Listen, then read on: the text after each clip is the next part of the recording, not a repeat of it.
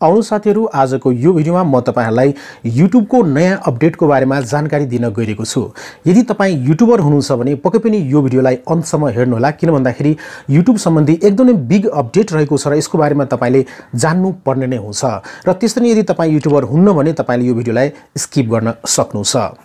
नमस्ते, म हुँ ओनिक र अहिले तपाईहरुले हेर्दै हुनुहुन्छ ओनिक कम्प्युटर YouTube च्यानल। यो च्यानललाई अवश्य नै सब्स्क्राइब गर्नु होला साथीहरु किन भन्दाखेरि यो च्यानलमा यस्तै प्रकारका टेक्निकल भिडियोहरु तपाईले वाच गर्न सक्नुहुन्छ। अब आजको विषयवस्तुतिर लागौं।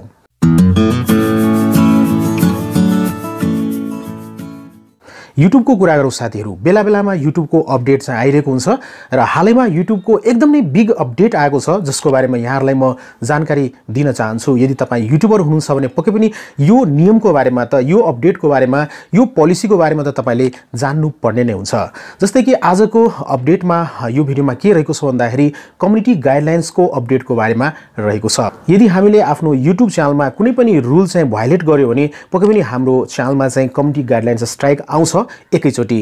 र अब चाहिँ त्यो रुललाई अलिकति परिमार्जन गरिएको छ, परिवर्तन गरिएको छ। जस्तै कि अब तपाईको च्यानलमा यदि तपाईले कुनै पनि भिडियो चाहिँ कम्युनिटी गाइडलाइन्सको अन्तर्गत बनाउनु हुन्न भने यदि तपाईको भिडियोले चाहिँ कम्युनिटी गाइडलाइन्सको रुललाई चाहिँ भायोलेट गरिरहेको छ भने पक्कै पनि तपाईको च्यानलमा चाहिँ एकैचोटी कम्युनिटी गाइडलाइन्सको स्ट्राइक आउँदैन यदि तपाईको च्यानल चाहिँ नयाँ रहेको छ भने।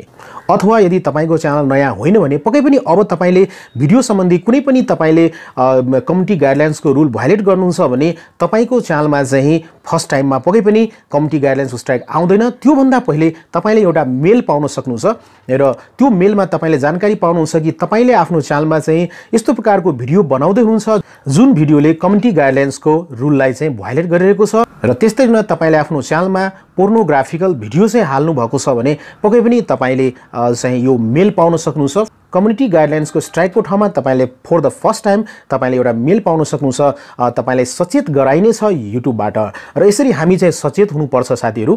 फर्स्ट टाइममा तपाईले कम्युनिटी गाइडलाइन्सको स्ट्राइक पाउनुहुन्न, त्यसको सट्टा तपाईले मेल पाउनुहुन्छ र मेल पाइसकेपछि तपाईले चाहिँ सतर्क हुनुपर्छ कि तपाईले आफ्नो भिडियोमा चाहिँ एकदमै कम्युनिटी गाइडलाइन्स रुल भायोलेट गर्दै हुनुहुन्छ अथवा तपाईले पोर्नोग्राफिकल टाइपको भिडियो राख्दै हुनुहुन्छ। र त्यो मेलमा के हुन्छ भन्दाखेरि तपाईले युट्युबको टर्म्स एन्ड कन्डिसन बारे जानकारी लिनुस् र कम्युनिटी गाइडलाइन्सको नियमहरू के रहेको छ त त्यसको बारेमा तपाईले जानकारी लिनुपर्छ एज अ युट्युबर। त्यो मेल प्राप्त गरिसकेपछि यदि तपाईले फेरि पनि आफ्नो च्यानलमा चाहिँ त्यस्तो प्रकारको भिडियो बनाउनु भयो भने जुन भिडियोले चाहिँ कम्युनिटी गाइडलाइन्सको रुललाई भायोलेट गर्छ र तपाईले पोर्नोग्राफिकल टाइपको भिडियो बनाउनु भयो भने तपाईको च्यानलमा चाहिँ स्ट्राइक आउँछ र तपाईलाई थाहा छ कि त्यो स्ट्राइक आउँदाखेरि एक हप्तासम्म तपाईले कुनै पनि भिडियो चाहिँ अपलोड गर्न पाउनुहुन्न र त्यसरी तपाईले चाहिँ लाइभ स्ट्रिम पनि गर्न सक्नुहुन्न। र त्यसरी जब तपाईको च्यानलमा एउटा कम्युनिटी गाइडलाइन्सको स्ट्राइक छ र फेरि पनि तपाईले त्यो गल्ती गर्नुभयो भने दोस्रो स्ट्राइक आउन सक्छ, कम्युनिटी गाइडलाइन्सको स्ट्राइक आउन सक्छ र त्यसपछि तपाईले त्यो स्ट्राइक आउँदाखेरि 2 हप्ता लगभग 14 दिनसम्म तपाईले आफ्नो च्यानलमा चाहिँ भिडियो अपलोड गर्न सक्नुहुन्न र त्यसमा तपाईले चाहिँ लाइभ स्ट्रिम पनि गर्न सक्नुहुन्न। यदि तपाईको च्यानलमा तेस्रो कम्युनिटी गाइडलाइन्सको स्ट्राइक आयो भने पक्कै पनि तपाईको च्यानल चाहिँ सस्पेन्ड गरिनेछ, त्यसमा दुई मतको कुरै छैन। त्यसकारणले साथीहरु हामीले आफ्नो भिडियो बनाउँदाखेरि एकदम के गर्नुपर्छ भन्दाखेरि कम्युनिटी गाइडलाइन्सको रुल्स एन्ड रेगुलेसन अन्तर्गत नै बनाउनु पर्ने हुन्छ। र यो युट्युबको कम्युनिटी गाइडलाइन्सको पोलिसी चाहिँ 25 फेब्रुअरी 2019 देखि लागू हुन गएको छ। त्यसकारणले साथीहरु हामीले यो अपडेटको बारेमा जानौं र आफ्नो च्यानलमा चाहिँ यो पोलिसी अनुसार नै काम गर्नुपर्ने हुन्छ।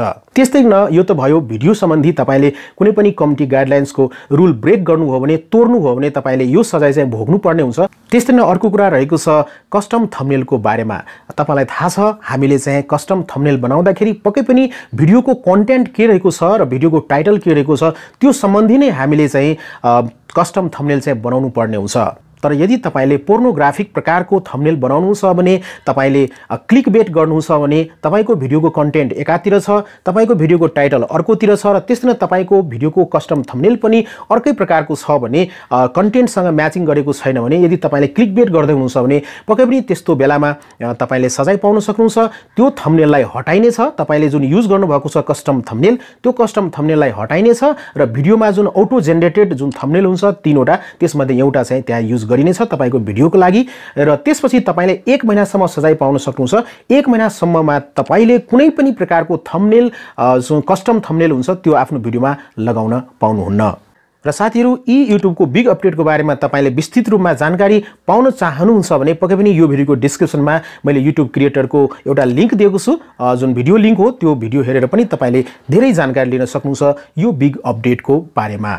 हस् साथीहरु यो सानो जानकारीको साथमा आजको भिडियोमा यति मात्रै। यो भिडियो यहाँहरुलाई कस्तो लाग्यो पक्कै पनि आफ्नो विचार र सल्लाह सुझाव र कुनै पनि प्रश्न छ भने यो भिडियोको कमेन्टमा लेख्नु होला। त्यसै नै यो भिडियोलाई लाइक गरिदिनु होला र सोशल मिडियाहरुमा पक्कै पनि शेयर गरिदिनु होला। अन्तमा जाँदा साथीहरु यदि तपाईले यस्तै प्रकारको युट्युबको अपडेटहरु र टेक्निकल भिडियोहरु हेर्न चाहनुहुन्छ भने पक्कै पनि ओनिक कम्प्युटर युट्युब च्यानललाई सब्स्क्राइब गर्नु होला र बेल बटनमा टच गर्न नबिर्सनु होला नयाँ भिडियोको अपडेट प्राप्त गर्नको लागि। तपाईहरुको समय शुभ होस् भन्दै आजको यो भिडियोबाट बिदा लिन चाहन्छु। टेक केयर, गुड बाइ, जय नेपाल।